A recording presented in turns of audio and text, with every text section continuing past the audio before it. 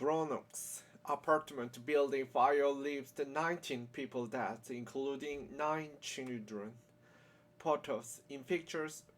Bronx apartment fire kills more than a dozen people, including children. A woman is assisted by rescue personnel January 9th.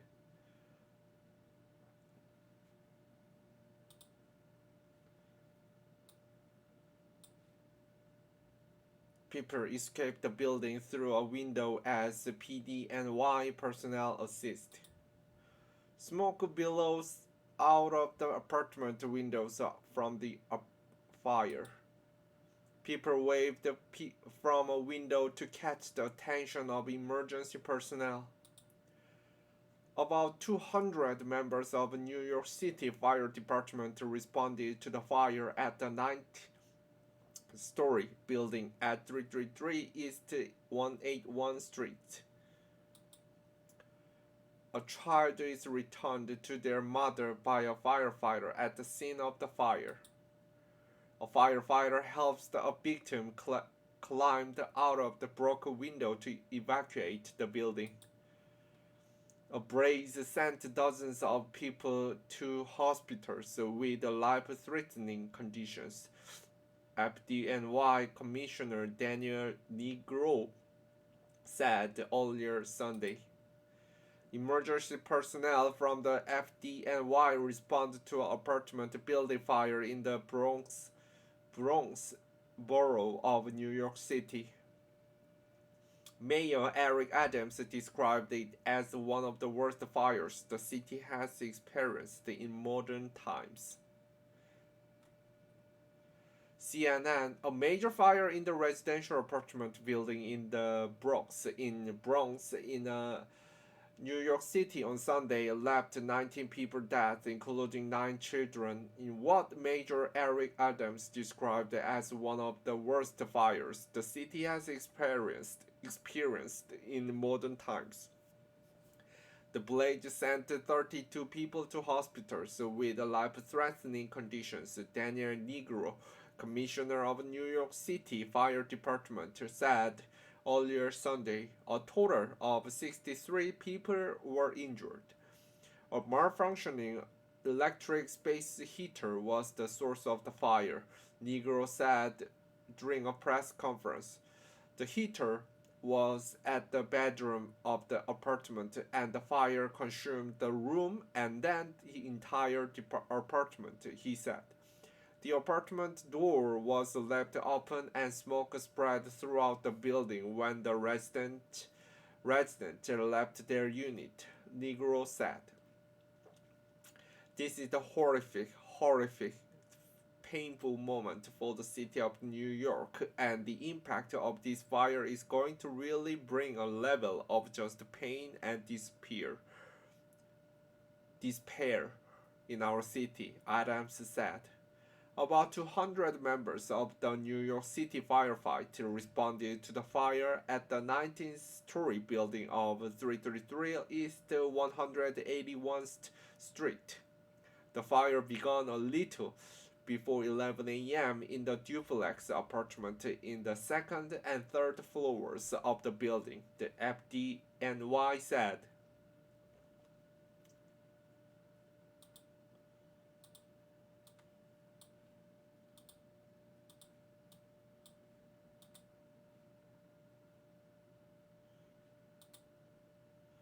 Firefighters were met by very heavy smoke, very heavy fire in the hallways. FDNY responded to the 5-alarm fire in the Bronx on Sunday.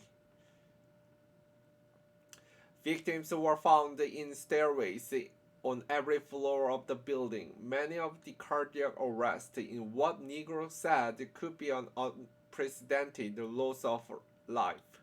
The injuries were predominantly from smoke inhalation, he said.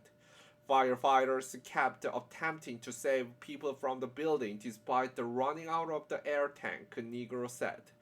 Some of the residents who were trying to leave the building could not escape because of the volume of smoke.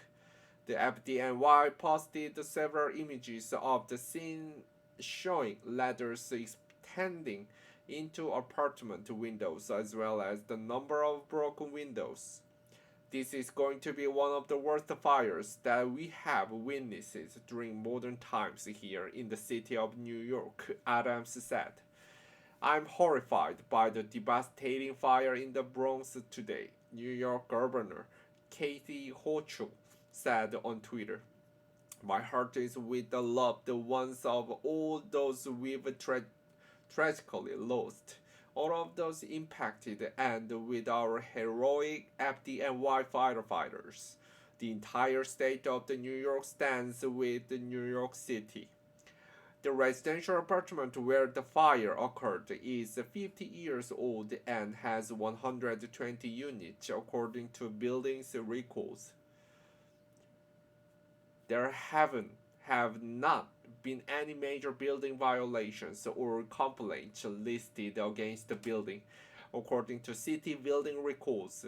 Past minor violations were rectified by the property, and there were no structural violations listed.